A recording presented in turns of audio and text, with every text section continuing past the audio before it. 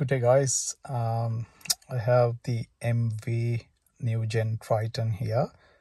So it has face detection camera over here. So most people think it's annoying feature, but I found it's for your safety. But there is a way that you can turn this off. So you need to start the engine.